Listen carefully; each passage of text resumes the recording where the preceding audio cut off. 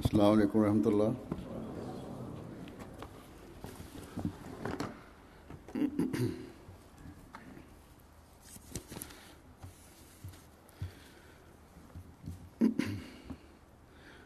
अशहदु अल्ला इलाहा इल्लल्लाह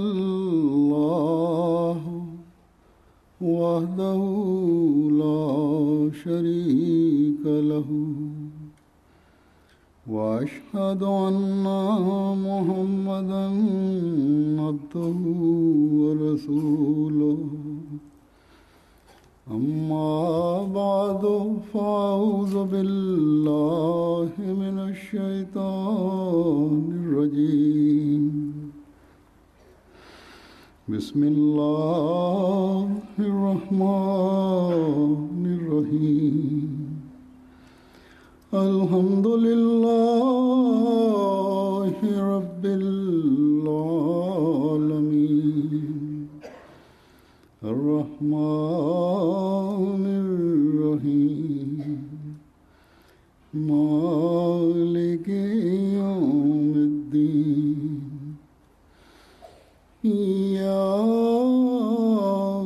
नअबुदु व इय्याका नस्तईन इहदिनस सिरातल मुस्तक़ीम सिरातल लज़ीना अनअमता अलैहिम गैरिल मग़दूबि अलैहिम वलद्दाल्लीन।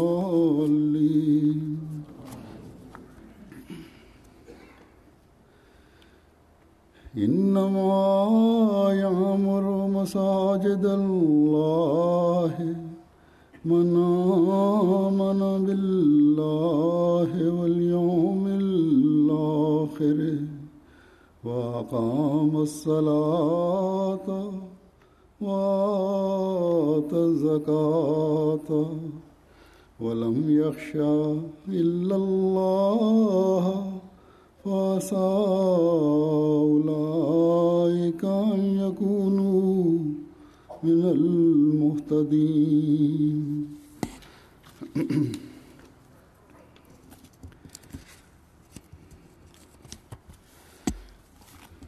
अल्हम्दुलिल्लाह, आज एक लंबे इंतज़ार के बाद அல்ஹம்துலில்லா, இன்று ஒரு நீண்ட காலமாக காத்திருந்த பிறகு அஹ்மதியா ஜமாத் நார்வேயிற்கு தனது இந்த அழகிய பள்ளிவாசலை திறப்பதற்கான தௌஃபீக் கிடைத்துள்ளது. எவ்வாறு இந்த பள்ளிவாசலை கட்டுவதற்கு மிக நீண்ட கால அவகாசம் தேவைப்பட்டதோ அவ்வாறே பல தடைகள் ஏற்பட்டதன் காரணமாக இதன் சம்பிரதாய துவக்க நிகழ்ச்சிக்காக நீங்கள் காத்திருக்க வேண்டியது வந்தது. ஆனால் இந்த சம்பிரதாய துவக்க நிகழ்ச்சியும் கூட நாம் இறைவனுக்கு நன்றி செலுத்துகின்றோம் என்பதை உலகத்திற்கு வெளிப்படுத்தி காட்டுவதற்கே வைக்கப்பட்டுள்ளது.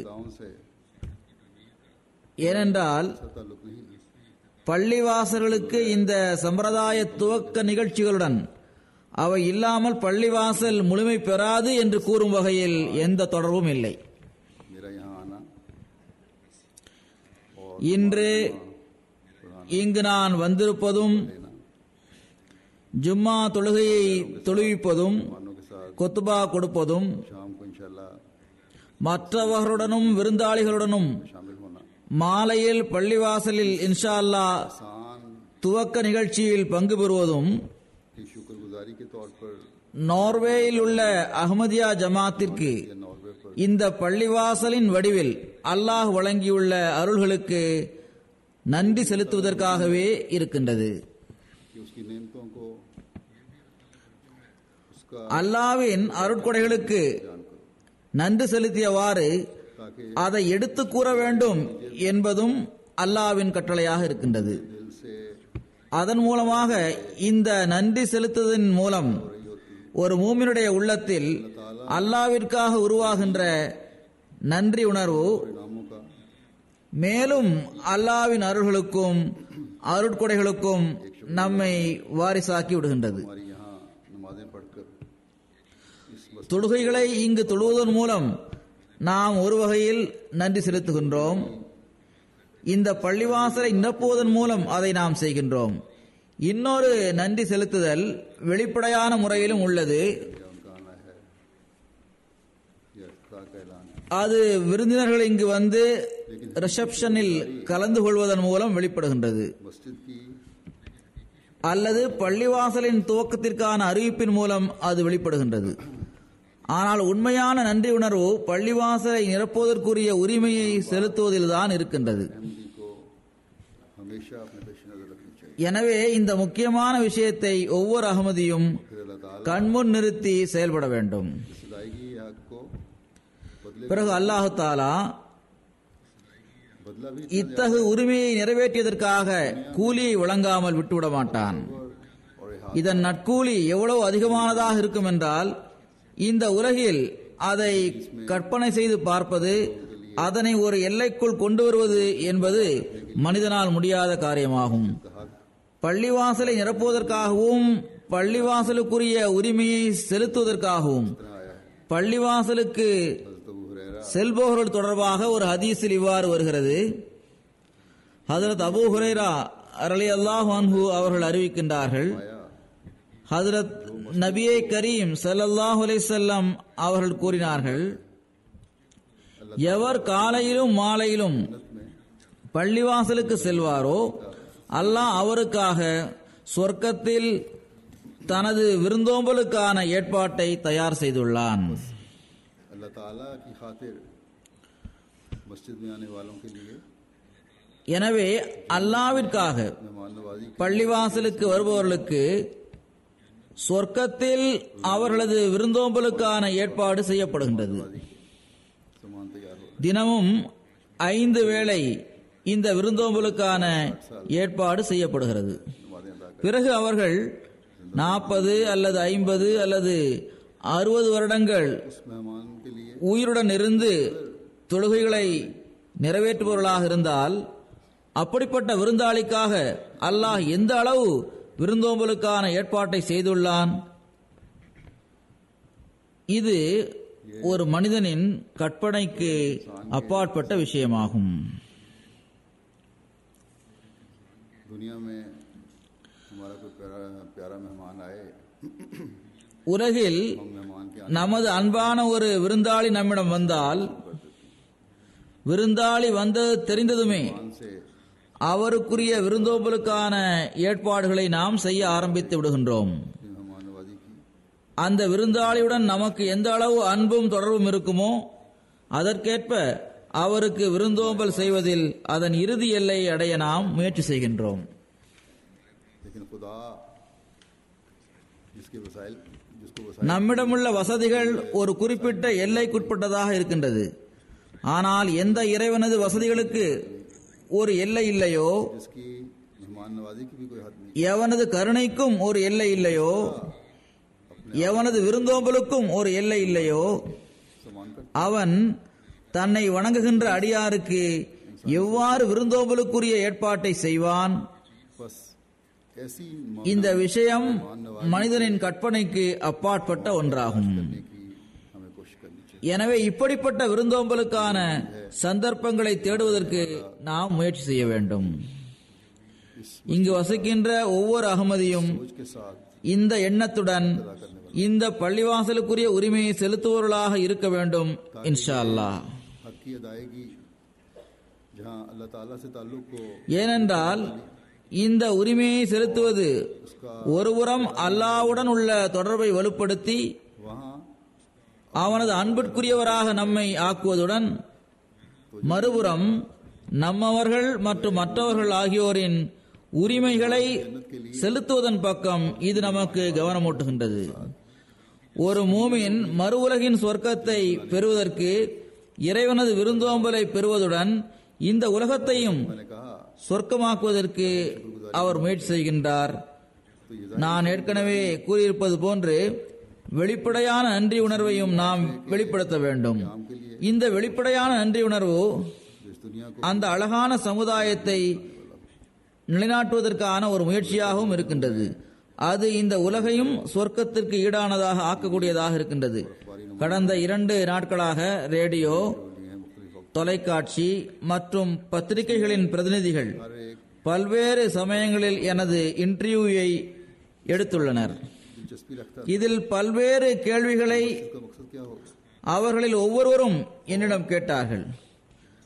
அதை தவிர பள்ளிவாசல் கட்டுவதற்கான நோக்கம் என்ன, क्या होगा यहाँ, இந்த பள்ளிவாசலை இங்கு ஏன் நாம் கட்டியுள்ளோம், இங்கு என்ன நடக்கும், जवाब था இது தொடர்பான உங்களது உணர்வுகள் என்ன என்பதை கேட்டு அறிவதிலும் அவர்களுக்கு ஆர்வம் இருந்தது. இந்த சுற்றுச்சூழலை जन्नत नज़ीर அமைதி நிரம்பியதாக ஆக்குவதும் அதனை ஒருவர் மற்றவருக்காக வைத்திருக்கும் அன்பு நிறைந்த உணர்வுகளால் நிரப்புவதும் அதன் மூலமாக இந்த உலகை சொர்க்கத்திற்கு ஈடானதாக ஆக்குவதும் को अमन ஒரு இறைவனை வணங்குவதோடு இஸ்லாத்தின் அழகிய போதனைகளை தமது வாழ்வில் வெளிப்படுத்தி காட்டி உலகை அமைதி, சமாதானம், நிம்மதி ஆகியவற்றின் உறைவிடமாக ஆக்குவதுதான் இந்த பள்ளிவாசல் கட்டப்பட்டதற்கான நோக்கமாகும் என்ற பதிலைத்தான் நான் அவர்களுக்கு கூறியுள்ளேன். இந்த பள்ளிவாசலை கட்டியதோடு இந்த பள்ளிவாசல் இருக்கின்ற இந்த பகுதியில், இந்த நகரத்தில், இந்த நாட்டில் அன்பையும் நேசத்தையும் வளர்ப்பதற்குரிய பணிகளை செய்ய வேண்டியது இருப்பதால் இங்குள்ள அகமதிகளுக்கு முன்பை விட அதிகமான பொறுப்புகள் இருக்கின்றது. இந்த மீடியாக்கள் இங்கு வந்து நம்மிடம் இன்டர்வியூ எடுத்தது, பத்திரிகைகள், டிவி, ரேடியோ போன்றவை சாதகமான முறையில் இந்த பள்ளிவாசல் கட்டப்பட்டிருப்பது தொடர்பாக குறிப்பிட்டிருப்பது इस तरफ ले जाना चाहिए। ஆகியவை நம்மை மேலும் நன்றி செலுத்துவதன் பக்கம் கொண்டு செல்கின்றது. அவ்வாறு கொண்டு செல்லவும் வேண்டும். அல்லாஹு தாலா इस सूरत में भी ताफ़ உங்களது தியாகங்களுக்கு பகரமாக मीडिया की भी तवज्जो पैदा हुई। அதற்கான நட்கூலியை இந்த வடிவத்திலும் நமக்கு வழங்கியுள்ளான். அதாவது மீடியாக்களின் கவனமும் இதன் பக்கம் திரும்பியது. பொதுவாக நல்ல முறையில் அவர்கள் ஜமாத் பற்றியும் பள்ளிவாசலை பற்றியும் குறிப்பிட்டுள்ளார்கள். मुस्लिम की कुर्बानियों का உலக அளவிலும் ஜமாத்தில் உள்ள தூய உள்ளம் படைத்தவர்களின் தியாகங்கள் பற்றி கூறுவது அவர்களை மீண்டும் இறைவனுக்கு நன்றி செலுத்துவதன் பக்கம் கவனமூட்டுகிறது. हक अदा करके इंसान இவ்வாறு நன்றி செலுத்துவதற்கான உரிமையை செலுத்தி மேலும் இறைவனது அருள்களை நாம் பெற வேண்டும். फैज पाता गोया ये एक ऐसा फैज का दायरा है, இது எப்படிப்பட்ட अருள்களின் दायरे के अंदर வட்டமாக இருக்கின்றதென்றால் की लहरों के दायरे அது தனது வட்டத்தில் மட்டும் இருப்பதில்லை, மாறாக அவைகள் चीज फेंके दायरा மாறாக அலைகளின் வட்டம் போல் அவை பரவிக்கொண்டே செல்லும். தண்ணீரில் நீங்கள் ஒரு கல்லை எறிந்தால் அல்லது ஏதாவது ஒரு பொருளை எறிந்தால் ஒரு வட்டம் உருவாகும். சின்ன வட்டம், பெரிய வட்டம், அதற்கும் பெரிய வட்டம் என்று அது பரவிக்கொண்டே செல்லும். ஆனால் இந்த வட்டத்திற்குள்ள இன்னொரு சிறப்பு என்னவென்றால், இந்த வட்டம் அதன் இறுதி எல்லை அடையும் போது அது முடிந்து விடாது. மாறாக மனிதன் தனது வாழ்நாளில் செய்கின்ற நன்மைகள் நீடிப்பது வரை இந்த வட்டம் பரவிக்கொண்டே செல்கிறது. மனிதனின் வாழ்க்கை முடிந்துவிட்டால் மறு உலகில் அல்லாஹ் இதில் மேலும் விரிவான நிலையை ஏற்படுத்திக் கொண்டே செல்வான். எனவே இந்த பள்ளிவாசல் இதனை நிரப்புவர்களுக்காக के लिए बेइंतहा எல்லையற்ற அருள்களையும் பரக்கத்துகளையும் கொண்டு வந்திருக்கின்றது. நாம் கட்டுகின்ற ஒவ்வொரு பள்ளிவாசலின் நோக்கமும் இதுவேயாகும். அவை எல்லையற்ற அருள்களையும் பரக்கத்தையும் கொண்டு வர வேண்டும். இந்த அருள்களையும் इन फजलों பரக்கத்துகளையும் சேகரிப்பது को समेटना இங்கு வசிப்பவர்களின் பணியாகும். वालों का काम। எந்த அளவு முயற்சி செய்து இவற்றை சேகரிப்பதற்கு நீங்கள் முயற்சி செய்வீர்களோ அந்த அளவு அருள்களை நீங்கள் பெற்றுக்கொண்டே செல்வீர்கள். இவ்வுலகிலும் மறு உலகிலும் இந்த அருள்களை பெற்றுக்கொள்வீர்கள். திருக்குரானில் பள்ளிவாசலை நிரப்புவர்கள் தொடர்பாக குறிப்பிட்டு ஒரு வசனத்தில் இவ்வாறு கூறப்பட்டுள்ளது. அந்த வசனத்தை நான் ஆரம்பத்தில் ஓதினேன். அதன் பொருள், அல்லாஹ்வின் மீதும் மறுமை நாளின் மீதும் எவர்களுக்கு நம்பிக்கை இருக்குமோ அவர்களே அல்லாவின் பள்ளிவாசல்களை நிரப்புபவர்களாக இருப்பார்கள். அவர்கள் தொழுகைகளை நிலைநிறுத்துவார்கள், ஜக்காத் கொடுப்பார்கள். அல்லாவை தவிர யாருக்கும் அவர்கள் அஞ்ச மாட்டார்கள். இத்தகையவர்கள் விரைவில் நேர்வழி பெற்றவர்களாக ஆகிவிடுவர். அல்லாவின் மீது ஈமான் கொள்வது மிகவும் முக்கியமானதாகும். இது முதல் நிபந்தனையாக வைக்கப்பட்டிருக்கின்றது. இவ்வாறு ஈமான் கொள்வதாக நாவால் கூறுவது மட்டும் போதுமானதல்ல. மாறாக அல்லாஹு தாலா ஈமானுக்கும் மூமின்களுக்கும் சில அடையாளங்களை கூறியுள்ளான். எதுவரை மூமினுக்குரிய நற்செயல்களை செய்வதற்கான முயற்சி இல்லையோ அதுவரை இஸ்லாத்தில் இணைவது மட்டும் ஒருவரை மூமினாக ஆக்க முடியாது. அரபு நாட்டில் உள்ள நாட்டுப்புற வாசிகள் வந்து நாங்கள் ஈமான் கொண்டுள்ளோம் என்று கூறிய போது அல்லாஹ் ஹஜ்ரத் நபிகள் நாயகம் ஸல்லல்லாஹு அலைஹி வஸல்லம் அவர்களை பார்த்து குல் லம் துமினு வலாக்கின் கூலு அஸ்லம்னா, நீங்கள் ஈமான் கொண்டுள்ளீர்கள் என்று கூறாதீர்கள், மாறாக நாங்கள் வெளிப்படையாக இஸ்லாத்தை ஏற்றுக்கொண்டுள்ளோம், கட்டுப்பட்டு நடக்கின்றோம் என்று கூறுங்கள் என்று கூறுகின்றான். அல்லாஹ்வுக்கும் தூதருக்கும் உண்மையான முறையில் கட்டுப்பட்டு நடப்பதை ஈமானின் அடையாளமாக அல்லாஹ் கூறியுள்ளான். நீங்கள் முஸ்லீம்கள் இல்லை என்று மற்ற முஸ்லீம்கள் நம்மை பார்த்து கூறுகின்றார்கள். ஆனால் நாமோ அல்லாஹ்வுக்கும் தூதருக்கும் கட்டுப்பட்டு நடந்து காலத்தின் இமாமை ஏற்றுக்கொண்டுள்ளோம். இந்த முழுமையான கட்டுப்படுதல் நம்மை உறுதியான முஸ்லிம்களாகவும் உண்மையான மூமின்களாகவும் ஆக்குகின்றது. முஸ்லிம்களில் உள்ள ஏனைய பிரிவினர் நம்மை முஸ்லிம் அல்லாதவர்கள் என்று கூறிக்கொண்டே இருந்தாலும் இந்த கட்டுப்படுதலின் காரணமாக அல்லாஹு தாலா மற்றும் அவனது தூதரின் இந்த கட்டளையின் காரணமாக நாம் உறுதியான மோமின்களாக இருக்கின்றோம். இன்று அகமதிகள் கொடுமைகளுக்கு ஆளாக்கப்படுகின்றனர். பிறகும் கூட அகமதியத்தை விட்டு அவர்கள் விலகுவதில்லை. அப்படி இருக்கும்போது நாங்கள் உண்மையான முஸ்லிம்களாக இருக்கின்றோமா அல்லது மற்றவர்கள் உண்மையான முஸ்லிம்களாக இருக்கின்றார்களா? நாங்கள் களிமா கூறுகின்ற எவரையும் முஸ்லிம் அல்லாதவர் என்று கூறுவதில்லை.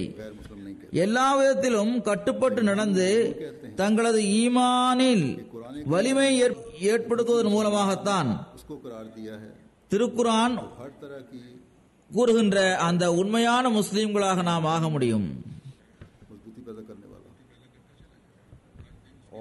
மேலும் அதில் வலிமையை நாம் ஏற்படுத்திக் கொண்டே செல்ல வேண்டும்.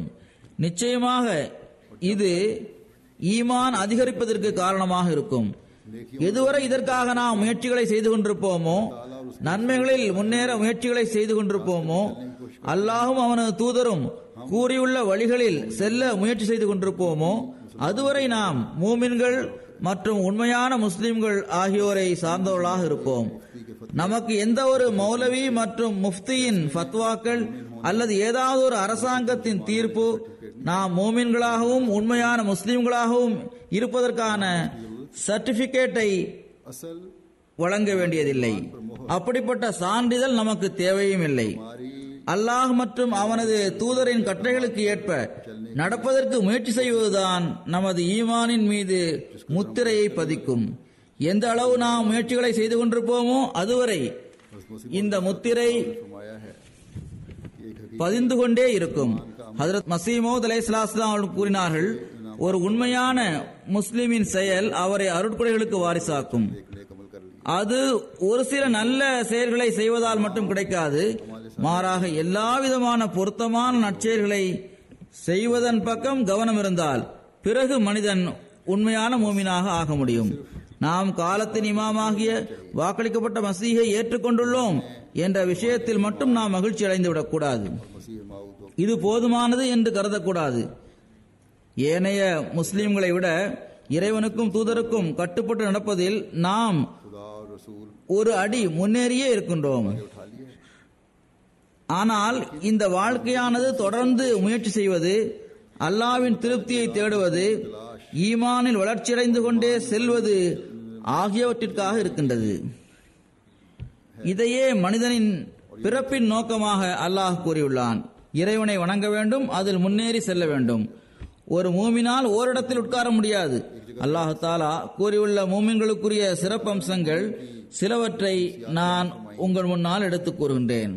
அல்லாஹ் தாலா கூறுகின்றான், ஒரு மூமினின் மிக பெரும் அடையாளம் कि एक मोमिन அஷத்து ஹுப்பன் லில்லா, அதாவது அவர் எல்லாவற்றையும் விட அதிகமாக அல்லாஹ்வை நேசிப்பவராக இருப்பார்.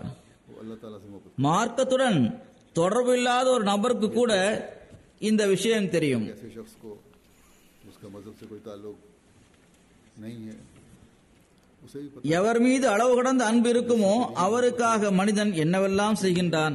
क्या कुछ नहीं.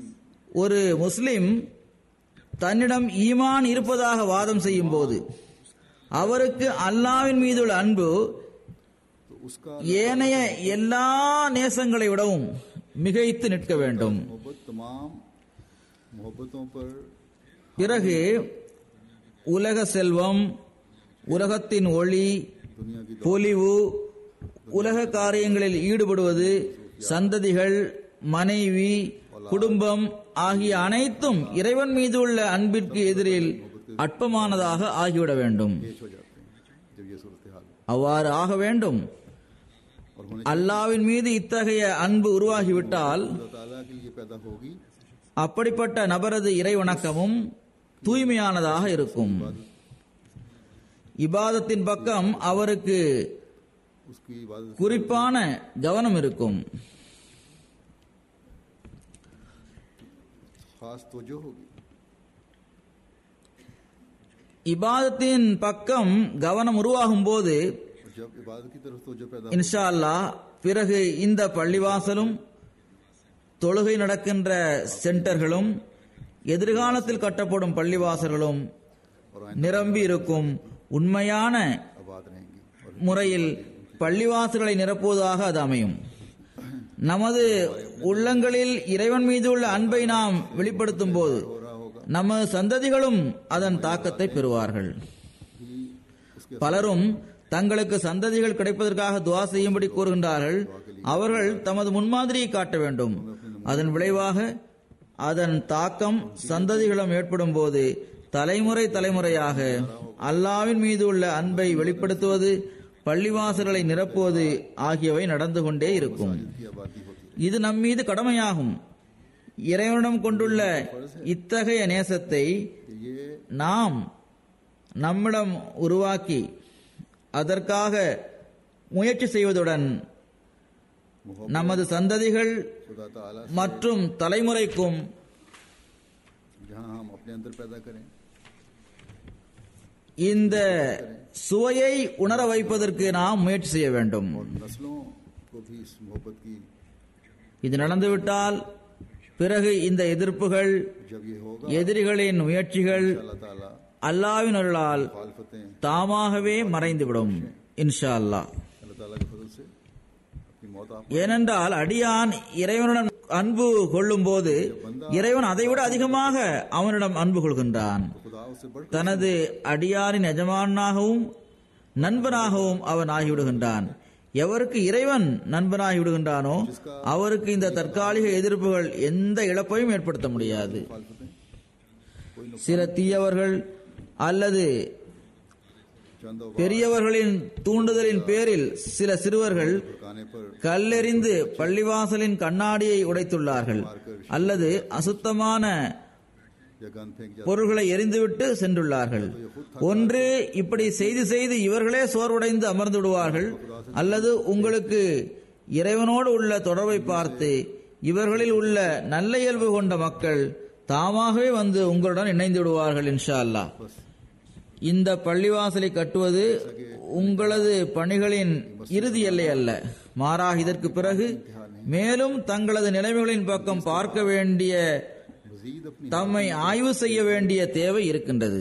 और உங்களது இறைவனிடத்தில் உங்களுக்கு இருக்கும் அன்பின் தரத்தை பார்க்க வேண்டிய தேவை இருக்கின்றது. मयार देखने உங்களது சுற்றுச்சூழலில் இறைவன் மீதுள்ள அன்பை வெளிப்படுத்தி காட்டுவதன் நோக்கம் इसलिए जरूरत है ताकि दुनिया को पता लगे இறைவன் மீதுள்ள அன்பிற்காக வேண்டி தியாகங்கள் செய்பவர்கள் ஒருபோதும் தோல்வியடைவதில்லை என்பதை உலகத்திற்கு बस தெரிவிப்பதற்கே ஆகும். मोटा पत्थर இந்த சிறிய கல்வீச்சு அல்லது அசுத்தங்களை எறிவது அல்லது முழக்கங்களை செய்வது அல்லாவை சார்ந்துள்ளவர்களின் முன்னேற்றத்தில் ஒருபோதும் தடையாக இருந்ததில்லை, தடையாக இருக்கவும் முடியாது. பள்ளிவாசலை நிரப்பக்கூடியவர்களின் முதலாவது அடையாளம் அவர்கள் அல்லாஹ்வின் மீது அன்பு கொள்வர் என்பதாகும். தனது ஈமானிலும் நிச்சய உறுதியிலும் அவர்கள் முன்னேறிக் கொண்டே செல்வர். பிறகு மூமின்களின் இன்னொரு அடையாளமாக அவர்கள் அல்லாஹ்வின் பக்கமும் தூதரின் பக்கமும் அழைக்கப்படும் போது அவர்களின் பதில் சமிஅனா வ அதானா, அதாவது நாங்கள் கேட்டோம், நாங்கள் அதை ஏற்றுக்கொண்டோம் என்றே இருக்கும். இவ்வாறு பதில் கூறுவோர் தொடர்பாக अल्लाह ताला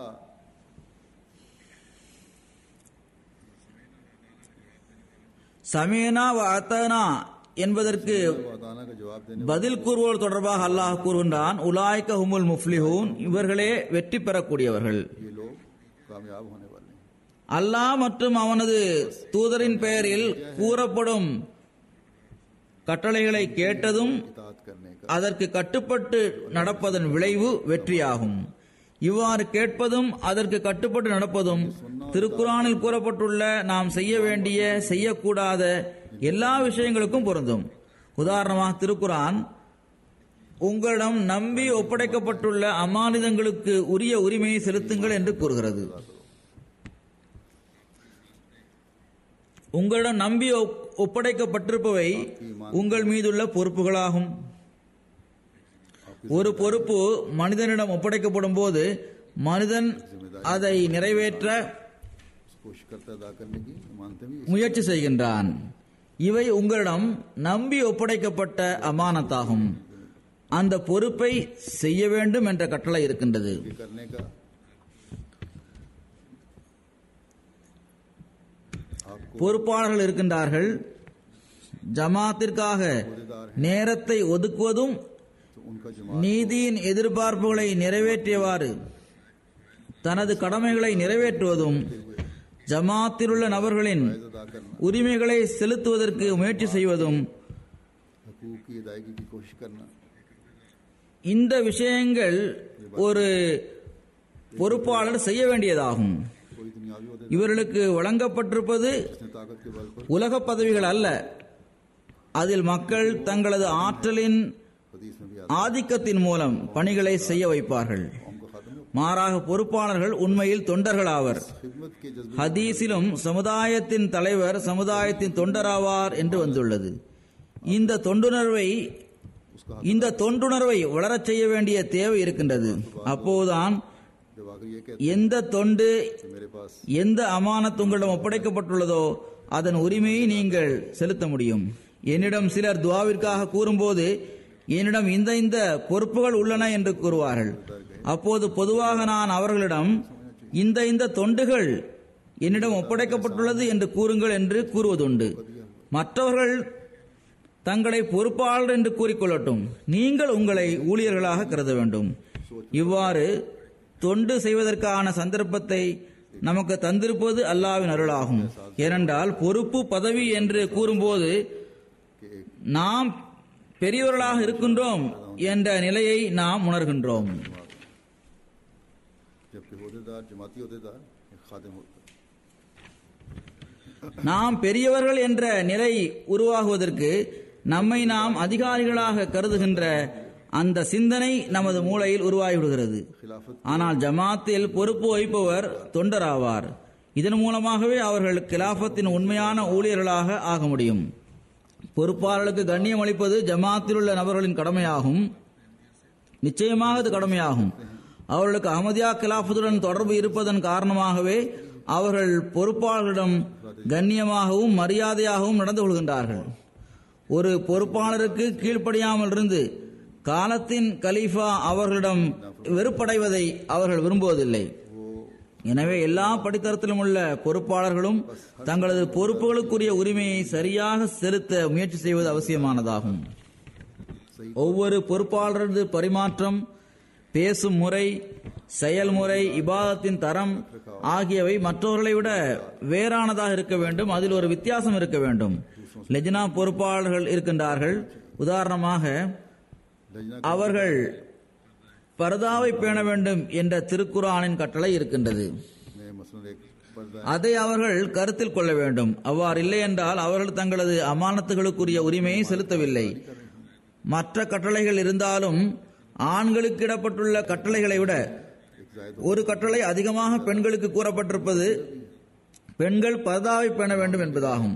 நார்வே தொடர்பாக எனக்கு பர்தாவை பேணுதல் தொடர்பான புகார்கள் அவ்வப்போது எனக்கு வந்து கொண்டிருக்கின்றது. ஒரு சமயத்தில் மூன்றாவது கலிஃபத்துல் மஸீஹ் ரஹ்மத்துல்லாஹி தஆலா அவர்களும் ஒரு சமயத்தில் இது பற்றி கடுமையாக எச்சரிக்கை செய்திருந்தார்கள். இவ்வாறு அதற்கு நான்காவது கலிஃபத்துல் மஸீஹ் அவர்களும் இது பற்றி புரிய வைத்துக் கொண்டிருந்தார்கள்.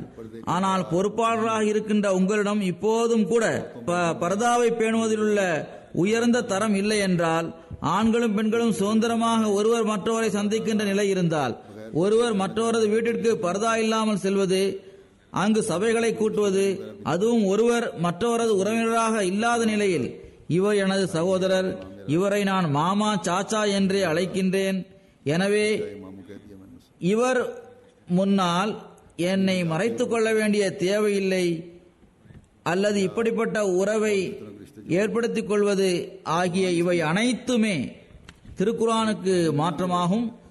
திருக்குர்ஆன் இதை மறுக்கின்றது. ஒரு மூமின் பெண் பர்தாவை பேணுவதும் தனது அங்கங்களை மறைத்துக் கொள்வதும் கடமையாகும் என்று திருக்குர்ஆன் வலியுறுத்தி கட்டளையிடுகின்றது. வெட்கத்தை வெளிப்படுத்துவது உங்களது மகிமையாகும். லஜ்னாவின் ஒவ்வொரு படித்தரத்தில் உள்ள பொறுப்பாளர்கள் அவர்கள் ஒரு குறிப்பிட்ட பகுதியின் அல்லது நகரத்தின் அல்லது நாட்டின் பொறுப்பாளராக இருக்கும் நிலையில் அவர்கள் தமது பர்தாவை சரி செய்து கொண்டால் इस्लामी तालीम के मुताबिक कर लें तो एक अच्छा खासा तबका नमूना बन जाएगा बाकियों के लिए. தமது நடைமுறையை இஸ்லாமிய போதனைகளுக்கேற்ப அமைத்துக் கொண்டால் பிறகு ஒரு பெரும் பிரிவினர் மற்றவர்களுக்கு முன்மாதிரிகளாக திகழ்வார்கள். தங்களது சந்தைகளுக்காகவும் தங்களது சுற்றுச்சூழலில் இருப்பவர்களுக்காகவும் அவர்கள் முன்மாதிரிகளாக திகழ்வார்கள். மற்ற விஷயங்களுடன் தனது பர்தாவிற்குரிய உரிமையையும் செலுத்தும் போதுதான் ஒரு லஜ்னா பொறுப்பாளர் தன்னிடமுள்ள அமானத்திற்குரிய உரிமையையும் செலுத்த முடியும். எனக்கு சிலரது பர்தாவின் நிலை அவர்கள் என்னை சந்திக்க வரும்போது தெரிந்து விடுகிறது. அவர்களது பர்தாவை பார்க்கும்போது ஒரு நீண்ட காலகட்டத்திற்கு பிறகு இவர் முகத்தை மறைத்து புர்கா அணிந்துள்ளார் என்பது தெரிய வருகிறது. அதை அணிவதில் அவர்களுக்கு சிரமம் இருப்பது தெரிய வருகிறது. பொறுப்பாளர் மீதும் பொதுவான ஒரு அகமதி பெண்ணின் மீதும் தனது அமானத்திற்குரிய உரிமையை செலுத்துவது கடமையாகும். இன்றைய நாட்களில் தங்களது எண்ணங்களில் புதிய சிந்தனைகளை வைத்திருப்பவர்கள் இப்போது பர்தாவின் தேவையில்லை என்று கூறிவிடுகின்றனர். இவ்வாறு நம்மை மறைத்துக் கொள்ள வேண்டிய தேவை இப்போது இல்லை, இது பழைய கட்டளையாகும் என்று கூறிவிடுகின்றனர். திருக்குர்ஆனில் எந்த ஒரு கட்டளையும் பழையதல்ல. திருக்குர்ஆனின் எந்த ஒரு கட்டளையும் பழையதல்ல. இது ஒரு குறிப்பிட்ட காலத்திற்கோ ஒரு குறிப்பிட்ட மக்களுக்கோ மட்டும் உரியதல்ல என்பதை நாம் கவனத்தில் கொள்ள வேண்டும்.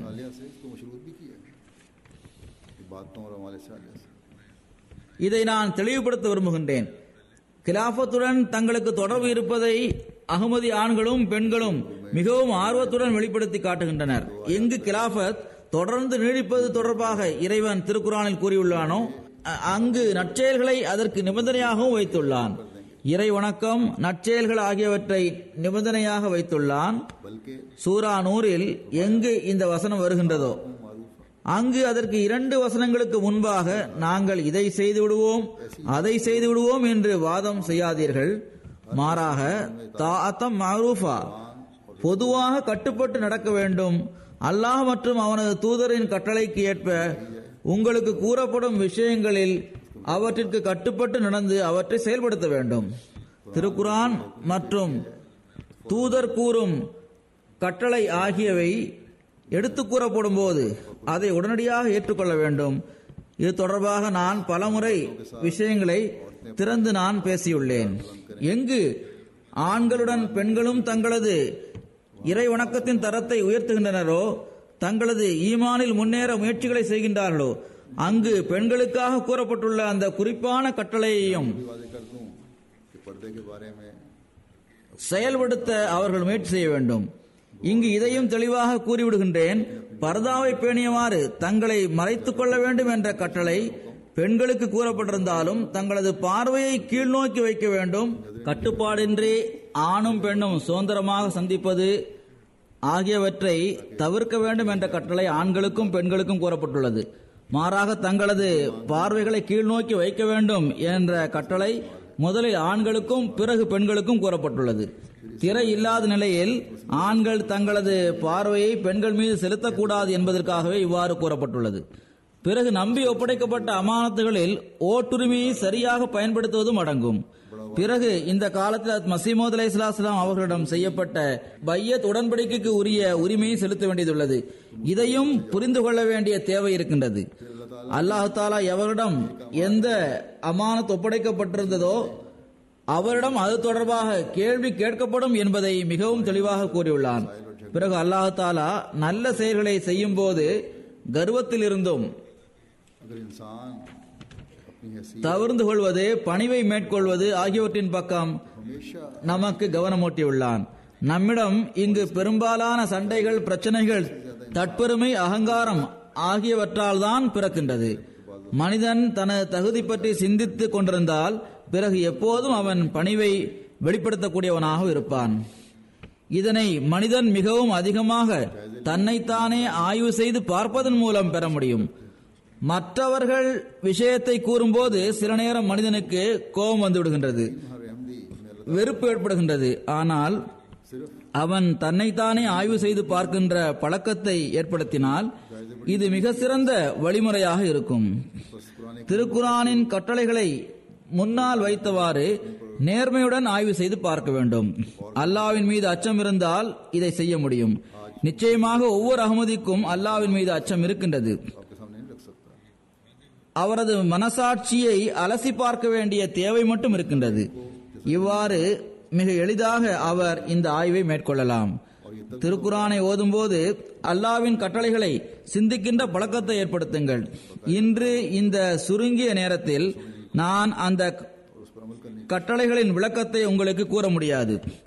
ஒவ்வொருவரும் தாமாகவே தன்னை ஆய்வு செய்ய வேண்டிய தேவை இருக்கின்றது. திருக்குர்ஆன் ஒவ்வொரு வீட்டிலும் முறையாக ஓதப்படும் போதுதான் இதை நாம் செய்ய முடியும். அதை புரிந்து அதை செயல்படுத்த முயற்சி செய்ய வேண்டும்.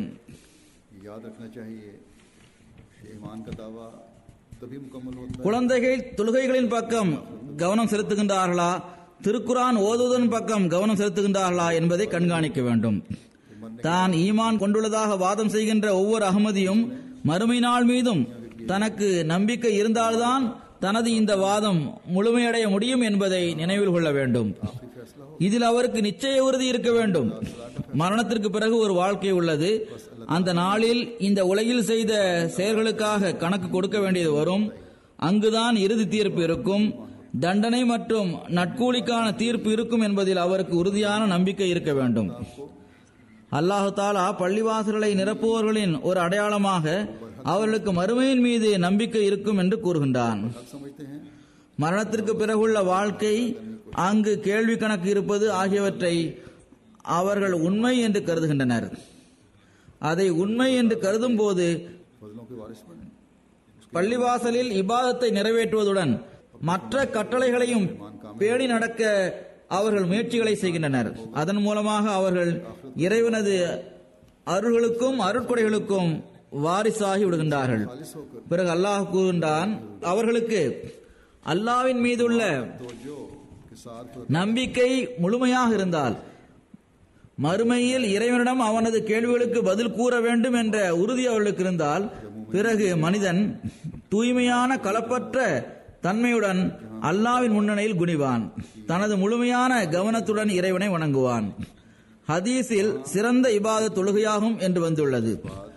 மூமின்களுடைய ஜமாத் தொழுகைக்காக ஒன்று சேரும் போது பிறகு எங்கு அவர்கள் இறைவனது ஏகத்துவத்தை வெளிப்படுத்தி கூறுவார்களோ அங்கு ஒருவர் மற்றவருக்காக நல்லுணர்வு, ஜமாத் தொடர்பு, ஒற்றுமை ஆகியவற்றையும் ஏற்படுத்த வேண்டும் என்பதை வெளிப்படையாக கூறுவார். அல்லாஹ்விற்குரிய உரிமையை செலுத்துவதுடன் தொடர்புள்ள அல்லது அவனது படைப்பினங்களின் உரிமையுடன் தொடர்புள்ள எல்லா நல்ல செயல்களையும் செய்வதன் பக்கம் அவர்களுக்கு கவனம் ஏற்படும். அல்லாஹ்வின் தூது செய்தியை பரப்புவதற்குரிய உரிமையை செலுத்துவதற்கும் படைப்பினங்களுக்குரிய உரிமைகளை செலுத்துவதற்கும் எப்போதும் வசதிகள் தேவைப்படும். எனவேதான் பள்ளிவாசலை நிரப்புபவர்களின் அடையாளங்களில் ஒன்றாக அவர்கள் ஜக்காத் கொடுப்பவர்களாக இருப்பார்கள் என்று அல்லாஹ் கூறுகின்றான். அவர்கள் பொருள் தியாகம் செய்யக்கூடியவர்களாக இருப்பார்கள். தங்களது செல்வங்களை அவர்கள் தங்களது எல்லைக்குள் மட்டும் வைத்திருக்க மாட்டார்கள். மாறாக மார்க்கத்திற்காகவும் படைப்பினங்களுக்குரிய உரிமையை செலுத்துவதற்காகவும் தங்களது செல்வத்தை அவர்கள் செலவு செய்வார்கள். இங்கு ஜக்காத் என்ற சொல் பயன்படுத்தப்பட்டுள்ளது. திருக்குரானில் மற்ற பல இடங்களிலும் தொழுகையுடன் பொதுவான பொருள் தியாகம் பற்றி குறிப்பிடப்பட்டுள்ளது. அதன் மூலமாக மார்க்க தேவைகள் நிறைவேறுவதுடன் இவற்றிலிருந்து புறக்கணிக்கப்பட்ட நிலையில் இருக்கும் பிரிவினரின் தேவைகளும் நிறைவேறும். பள்ளிவாசல்களை கட்டுபவர்களும் அதை நிரப்புபவர்களும் ஆகிய இந்த மக்கள் எழுவதும் உட்காருவதும் படுப்பதும் ஆகிய அனைத்துமே அல்லாஹ்வின் திருப்தியை பெறுவதற்காகவே இருக்கும்.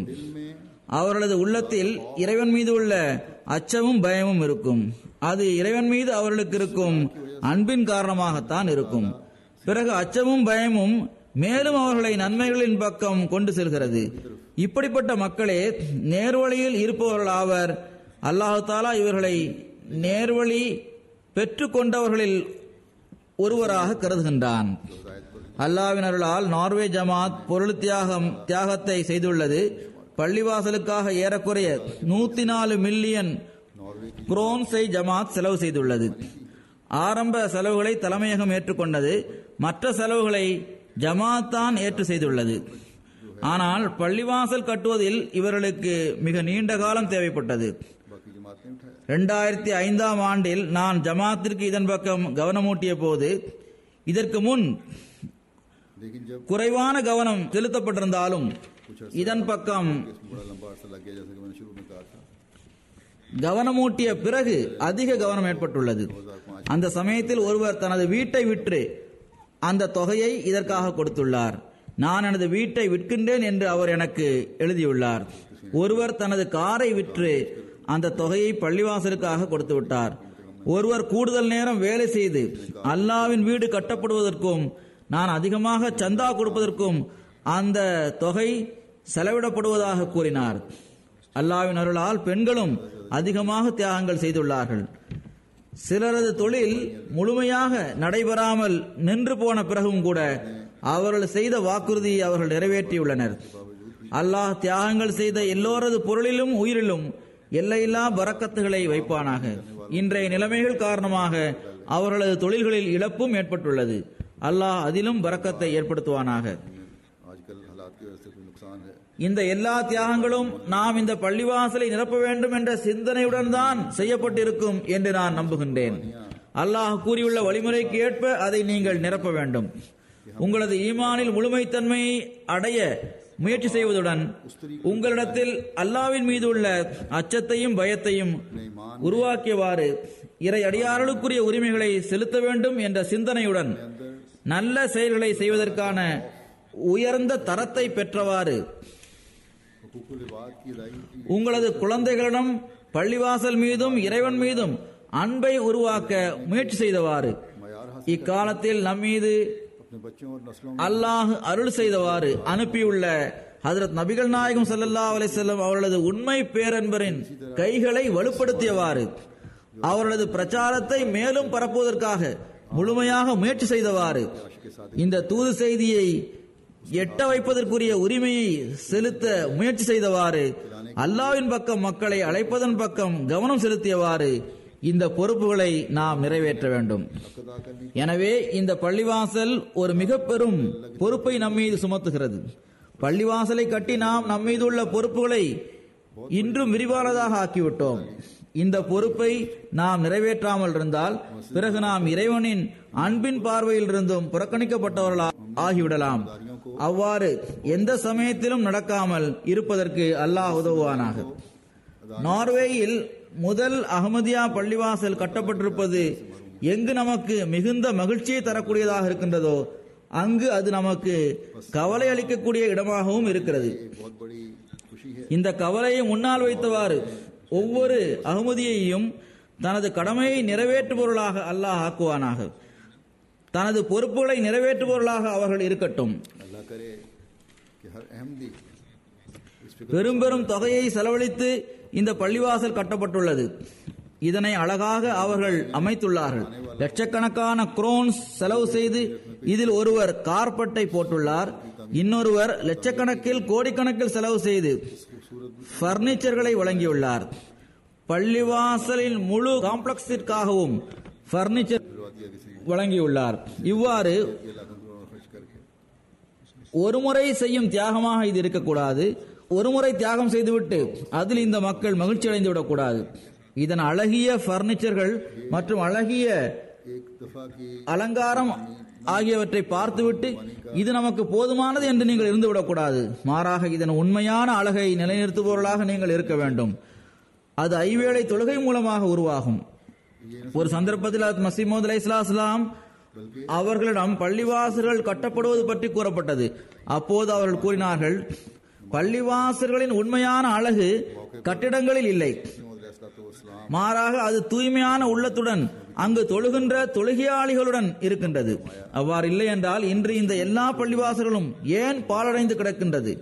ஹஜ்ரத் நபிகள் நாயகம் ஸல்லல்லாஹு அலைஹி வஸல்லம் அவர்கள் தொழுத பள்ளிவாசல் சிறிதாக இருந்தது. ஈச்சை மரத்து கிளைகள் மூலம் கூரை அமைக்கப்பட்டது. மழை பெய்யும் போது கூரையிலிருந்து தண்ணீர் விழும். பள்ளிவாசலின் பொலிவு அதன் தொழுகையாளிகளுடன் இருக்கின்றது. தொடர்ந்து கூறுகின்றார்கள், ஹஜ்ரத் நபிகள் நாயகம் ஸல்லல்லாஹு அலைஹி வஸல்லம் அவர்களின் காலத்தில் உலகவாதிகள் ஒரு பள்ளிவாசலை கட்டினார்கள். அது இறைவனது கட்டளைக்கேற்ப உடைத்து வீழ்த்தப்பட்டது. இந்த பள்ளிவாசலின் பெயர் மஸ்ஜிதே ஜிரார், அதாவது இழப்பை ஏற்படுத்தும் பள்ளியாகும். இந்த பள்ளிவாசல் கட்டப்பட்ட நிலம் மண்ணோடு மண்ணாக கலந்து விட்டது. பள்ளிவாசல்கள் தக்வாவிற்காக கட்டப்பட வேண்டும் என்ற கட்டளை இருக்கின்றது. இந்த இறை அச்சத்தை தான் நாம் நம்மிடம் ஏற்படுத்த வேண்டும். இதை பற்றி மீண்டும் மீண்டும் மஸீஹ் மவ்ஊத் அலைஹிஸ்ஸலாம் அவர்கள் கூறியுள்ளார்கள். அவர்கள் ஓரிடத்தில் இவ்வாறு கூறுகின்றார்கள், திருக்குர்ஆன் தக்வாவிற்கான போதனையைத்தான் தந்துள்ளது. இதுவே இதன் உயர்வான நோக்கமாக இருக்கின்றது. மனிதன் தக்வாவை மேற்கொள்ளாமல் இருந்தால் அவனது தொழுகைகளும் பயனற்றதாகவும் நரகத்தின் திறவுகோலாகவும் ஆகிவிடலாம்.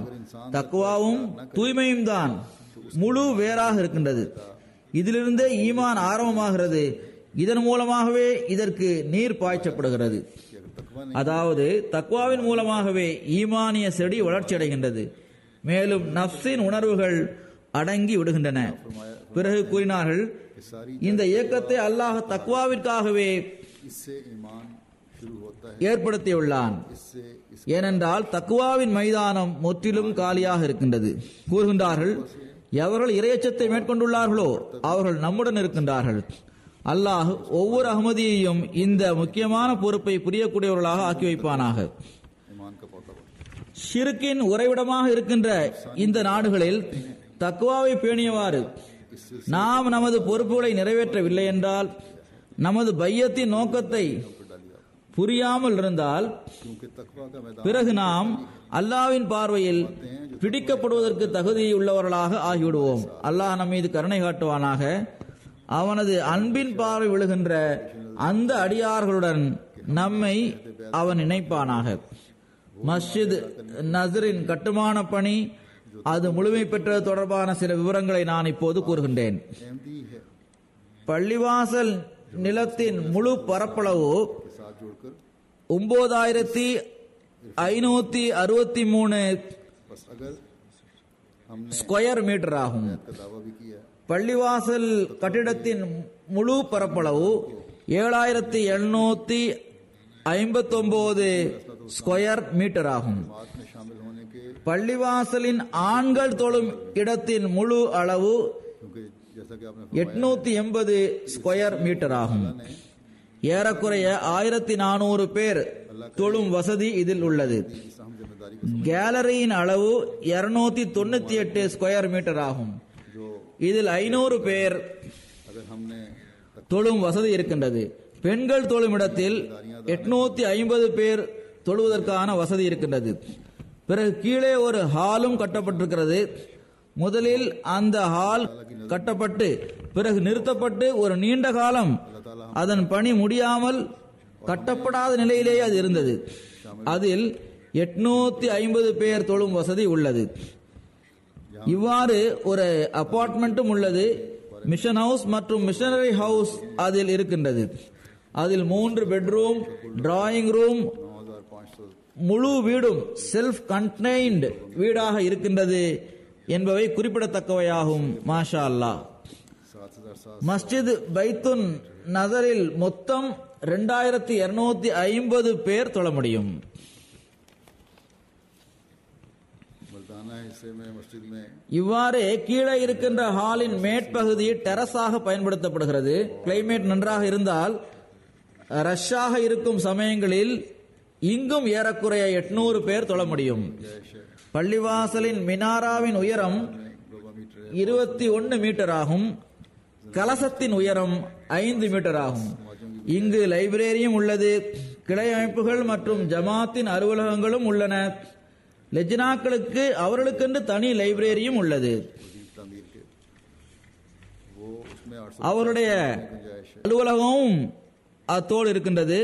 மிக விரிவான நிலையில் உள்ள ஒரு சமையலறை அங்கு இருக்கின்றது. मिशनरी हाउस, मिशन हाउस நீண்ட காலமாக இந்த பள்ளிவாசல் கட்டுவதற்கான அனுமதி கிடைக்காமல் இருந்தது. கவுன்சிலில் ஒரு பிரச்சனை நடைபெற்று வந்தது. அங்கு ஒரு ரோடு இருந்தது, அதை சீர் செய்ய வேண்டியது இருந்தது. ஜமாத் மக்களது வசதிக்காகவும் நன்மைக்காகவும் பொது நலனை கருத்தில் கொண்டு அந்த ரோடையும் சரி செய்து கொடுத்துள்ளது. ஃபுட் பாத்தையும் அமைத்து கொடுத்தது. நான் கூறியது போன்று மொத்தம் 104 மில்லியன் இதில் செலவாகி இருக்கின்றது.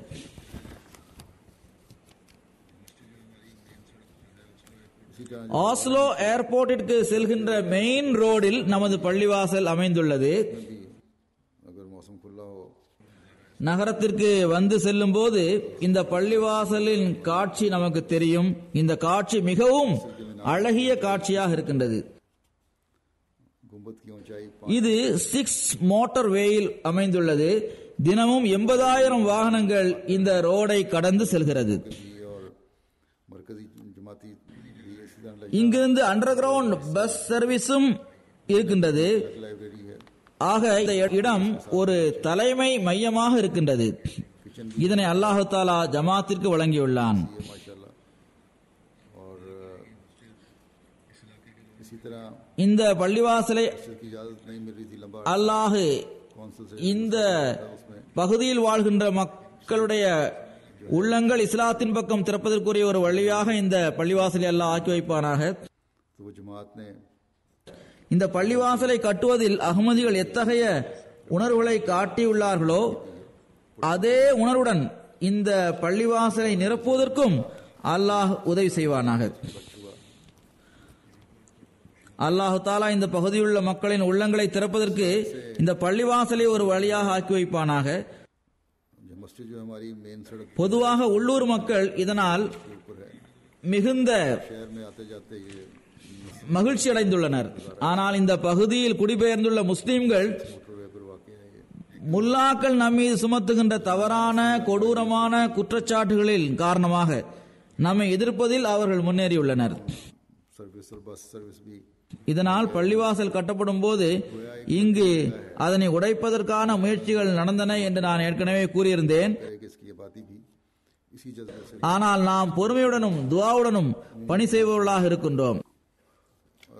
दिखाया அவ்வாறே நாம் செய்து கொண்டிருப்போம் இன்ஷா அல்லாஹு தாலா. करेगी मस्जिद इस इलाके के लोगों के लिए அதற்கு நபிகள் நாயகம் ஸல்லல்லாஹு அலைஹி வஸல்லம் அவர்களுடன் தம்மை தொடர்படுத்தி கூறுகின்ற இந்த முஸ்லிம்களுக்கு खुश हैं। அல்லாஹ் சிராத்தே முஸ்தகீமை நேரான பாதையை காட்டுவானாக. वो मुल्लाओं के गलत அந்த நேரான பாதையில் इल्जामात கொண்டு வருவதற்காக मुखालफत में बढ़े हुए। அவர்களுக்கு அல்லாஹ் வழிகாட்ட நாம் துஆ செய்து கொண்டிருக்க வேண்டும். जैसा कि मैंने कहा कि मस्जिद की முஸ்லிம் அல்லாதவர்களை பொறுத்தவரை அவர்கள் மகிழ்ச்சி அடைந்திருந்தாலும் இவர்களது உள்ளம் இஸ்லாத்தின் அழகிய போதனைகளை ஏற்றுக்கொள்வதற்காக திறக்கும் போதுதான் நமது உள்ளங்கள் மகிழ்ச்சி அடையும். हजरत सल्लल्लाहु अलैहि वसल्लम की तरफ मंसूब இதற்காக இந்த தூது செய்தியை பரப்புவதற்கு நாம் முழுமையாக முயற்சி செய்ய வேண்டும். सिरात मुस्तकीम की तरफ உங்களை பற்றி யாரும் தெரியாத இடத்தில் நீங்கள் பள்ளிவாசலை கட்டினால் உங்களது அறிமுகம் தாமாகவே ஏற்பட்டுவிடும் हमारी खुशी तब होगी என்று ஹஜ்ரத் மஸீஹ் மவ்ஊத் அலைஹிஸ்ஸலாம் அவர்கள் கூறியுள்ளார்கள். तालीम को कबूल करने के लिए खुलेंगे। அல்லாஹ்வின் அருளால் இந்த பள்ளிவாசல் இங்கு கட்டப்பட்டிருப்பது இந்த பகுதியில் இந்த நாட்டில் ஜமாத் அறிமுகமாகிறது என்பதை நிரூபித்திருக்கின்றது. कि ये बताना होगा दुनिया को ஏக இறைவனை வணங்குகின்ற இடமாக பள்ளிவாசல்கள் இருக்கின்றன. जहाँ कोई ना जानता हो मुसलमानों को वहाँ मस्जिद இறைவனை तुम्हारा तारुफ खुद ब உண்மையில் வணங்குபவர்கள் அவனது படைப்பினங்களுக்கு ஒருபோதும் साबित कर रही है. தீங்கை விரும்ப மாட்டார்கள் என்பதை இந்த மக்களுக்கு நாம் கூற வேண்டும். நமது ஒவ்வொரு இடங்களில் உள்ள பள்ளிவாசல்களும் இந்த பள்ளிவாசலும் எப்போதும் அமைதி, அன்பு, நேசம் ஆகியவற்றின் முழக்கங்களை खुदा எழுப்பும். इबादत गुजार कभी இந்த பள்ளிவாசல் கட்டுப்படுவதற்கான நோக்கத்தை நிறைவு செய்தவாறு நமது தக்வாவிலும் ஆன்மீகத்திலும் முன்னேறக்கூடியவர்களாக அல்லாஹ் நம்மை ஆக்குவானாக. हमेशा हर जगह और ये मस्जिद நமது உள்ளங்களில் அல்லாஹ்வின் மீது உள்ள அன்பை உருவாக்கி உள்ளம் நிம்மதி அடைவதற்கான வழிவகைகளை செய்பவர்களாக அல்லாஹ் நம்மை ஆக்குவானாக. के நம்மில் ஒவ்வொருவரும் அன்பு, நேசம், சகோதரத்துவம் ஆகியவற்றின் முன்மாதிரியாக திகழ்வோமாக. अपने दिलों में खुदा ताला ஹஜ்ரத் மசீமோத் அலைஹிஸ்ஸலாம் அவர்கள் ஒரு இடத்தில் இவ்வாறு கூறுகின்றார்கள், पैदा करने वाले हों. எந்த அளவு உங்களில் ஒருவர் மற்றவருடன் அன்பு கொள்வாரோ அந்த அளவு அல்லாஹ் உங்களுடன் அன்பு கொள்வான். एक नमूना बनने वाला हो. நமக்கிடையே உள்ள அன்பில் முன்னேறுபவர்களாக அல்லாஹ் நம்மை ஆக்குவானாக. मोहब्बत करोगे उसी कदर अल्लाह ताला ஏனென்றால் எதுவரை நமக்கிடையே உள்ள அன்பில் நாம் உயர்ந்த தரத்தை பெறவில்லையோ அதுவரை நாம் மற்றவர்களுக்கும் அன்பு பற்றிய சரியான போதனையை வழங்க முடியாது. आला मयार हासिल नहीं करेंगे. அல்லாஹ் இதற்கான தௌஃபீக்கை நமக்கு வழங்குவானாக. मोहब्बत की सही तालीम नहीं पहुंचा सकते. अल्लाह हमें इसकी तौफीक दे. ஒரு வேதனை நிறைந்த செய்தி இருக்கின்றது. उसके बाद में एक अफसोस ஜும்மா தொழுகைக்கு பிறகு நான் ஒருவரது ஜனாசா காயிப் தொழுகை தொழ வைப்பேன். एक जनाजा गायब पढ़ूंगा. மதிப்புக்குரிய ஹமீத் அகமது பட் சாஹிப்பின் மகன் மதிப்பிற்குரிய சஃபீர் அகமது பட் சாஹிப் அவர்கள் கராச்சியை சார்ந்தவராவார். सिंध के रहने वाले சிந்து மாகாணத்தில் வசிப்பவர். 1972 இவர் பிறந்தார். அங்கேயே FA வரை இவர் படித்தார். இவரது தாத்தாவான ஹாஃபிஸ் அப்துல் வாஹித் சாஹிப் சையதனா ஹஜ்ரத் இரண்டாவது ஹலிஃபத்துல் மசீஹின் பாதுகாவலராக இருந்து வந்தார். அவரும் வாழ்க்கையை அர்ப்பணித்தவராவார். இவரது தந்தையார் வசீராபாத்தில் உள்ள தலீமுல் இஸ்லாம் ஸ்கூலின் டீச்சராக இருந்தார். செப்டம்பர் 25ஆம் தேதி அடையாளம் தெரியாத சில நபர்கள் மதிப்பிற்குரிய சஃபீர் அகமது பட் சாஹிப்பின் மீது ஃபயரிங் செய்தனர். அதன் காரணமாக அவர் வஃபாத்தானார். இன்னா லில்லாஹி வ இன்னா இலைஹி ராஜிஊன். இவர் சிறந்த தைரியமிக்க போலீஸாக இருந்தார். ஒரு தொலைபேசி அழைப்பை கேட்டு இவர் மோட்டார் சைக்கிளில் சென்றார். அவர் செல்லும் வழியிலேயே அவர் மீது ஃபயரிங் செய்யப்பட்டது. நீண்ட காலமாக போலீசின் ஸ்பெஷல் டியூட்டியில் இவருக்கு தீவிரவாதிகள், போதைப் பொருள்களை விற்பவர்கள் ஆகியோருக்கு எதிராக உள்ள குழுவில் இவர் பணியாற்றி வந்தார். இந்த பணியில் आई जिस पर ये चल पड़े இவர் பெரும் வெற்றிகளை பெற்றார். இதன் காரணமாகவே இவர் ஷஹீதாக்கப்பட்டுள்ளார் என்று தெரிகிறது. அல்லாஹ் இவரது தகுதியை உயர்த்துவானாக. அகமதிகள் தமது மார்க்க காரணத்திற்காகவும் பாகிஸ்தானில் ஷஹீதாகின்றார்கள். பொதுவாக சட்டம் சீர்குலைந்த நிலையில் அது செயல்படாமல் இருப்பதாலும் அகமதிகளின் வாழ்க்கைக்கு அங்கு அபாயம் இருக்கின்றது. பிறகு எந்த அகமதிகள் அரசாங்க துறைகளில் பணியாற்றுகின்றார்களோ, தங்களது கடமைகளை செய்கின்றார்களோ, நாட்டின் முன்னேற்றத்திற்காக முயற்சிகளை செய்கின்றார்களோ அவர்கள் நாட்டிற்காகவும் உயிரை தியாகம் செய்கின்றார்கள். की वजह से இவ்வாறு இருக்கும் அகமதிகள் நாட்டின் நம்பிக்கைக்கு பாத்திரமாக நடந்து கொள்வோர்கள் அல்ல என்ற लाकानूनियत है. முறையீடு செய்யப்படுகின்றது, புகார் செய்யப்படுகின்றது. ஏதாவது ஒரு குறிப்பிட்ட இடத்தில் எங்கு தைரியமிக்க நீதியை விரும்புகின்ற வீரமிக்க நபர் தேவைப்படுகின்றாரோ அந்த இடங்களிலெல்லாம் அந்த பணியை செய்ய அகமதிகளே நியமிக்கப்படுகின்றனர். இந்த உயிர் தியாகம் நடந்த பிறகு போலீஸ் வந்து அவருக்கு மரியாதை செய்துள்ளது. தங்களது மரபில் உள்ள வழக்கத்திற்கு ஏற்ப இவருக்கு அவர்கள் ஜனாதா தொழுதார்கள். இவர் வசியத் செய்தவர். ரப்வாவில் இவர் நல்லடக்கம் செய்யப்பட்டார்.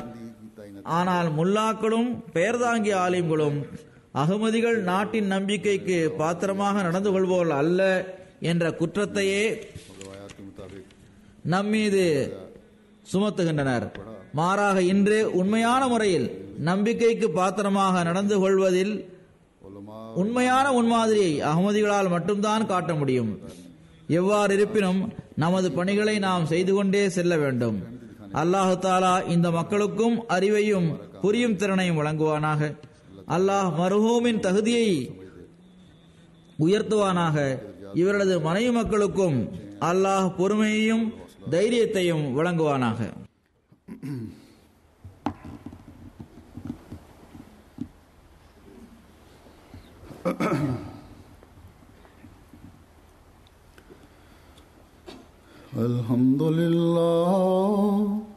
Alhamdulillah nahmaduhu wa nasta'inuhu wa nastaghfiruhu wa nu'minu bihi wa natawakkalu alayhi wa na'udhu billahi min shururi anfusina wa min sayyiati a'malina. من يهده الله فلا مضل له ومن يضلل فلا هادي له ونشهد أن لا إله إلا الله ونشهد أن محمدا عبده ورسوله. عباد الله رحمكم الله إن الله يأمر بالعدل والإحسان وإيتاء ذي القربى وينهى عن الفحشاء والمنكر والبغي يعظكم لعلكم تذكرون. اذكروا الله يذكركم وادعوه يستجب لكم ولذكر الله أكبر.